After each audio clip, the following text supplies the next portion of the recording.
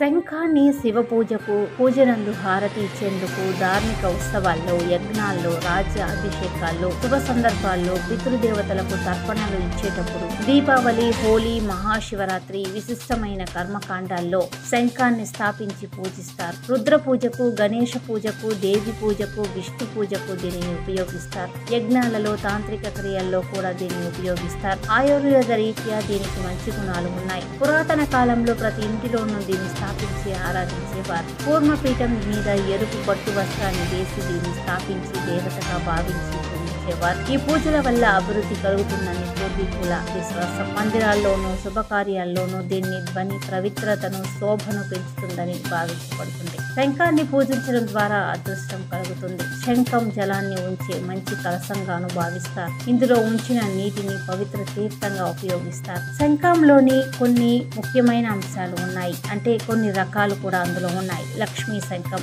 గోముఖ శంఖం, కామధేను శంఖం, దేవ శంఖం, సుఘోష శంఖం, గరుడ శంఖం, మణిపుష్పక శంఖం, రాక్షస శంఖం, శని శంఖం, రాహు శంఖం, కేతు శంఖం, కూర్మ శంఖం. మహాభారతంలోని వివిధ యోధుల శంఖార్ల పేర్లు కూడా ఉన్నాయి. శ్రీకృష్ణుడు పాంచజన్యం, అర్జునుడు దేవదత్తం, భీముడు పౌండ్రకం, యుధిష్ఠిరుడు అనంత విజయ, నకులుడు సుఘోష, సహదేవుడు మణిపుష్పక, కాశీరాజు శిఖండి, దృష్టద్రుమ్యుడు, విరాటుడు సాత్విక అనే పేర్లతో దీన్ని ఉపయోగించారు.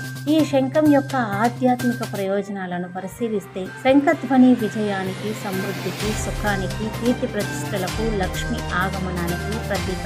దీనిని పూజించడం వల్ల వాస్తు దోషాలు తొలగిపోతాయి. వాస్తు దోషం పోవడానికి ఎర్ర ఆవు యొక్క పాలతో దానిని నింపి ఇల్లు అంతా చల్లుతారు. ఇంటి సభ్యులు దానిని సేవిస్తారు. ఇలా చేయడం వల్ల అసాధ్య రోగాలు, దుఃఖాలు, దౌర్భాగ్యం దూరమవుతాయి. విష్ణు శంఖాన్ని దుకాణాల్లో, ఆఫీసుల్లో స్థాపించి అభివృద్ధి చేయడం పొందవచ్చు.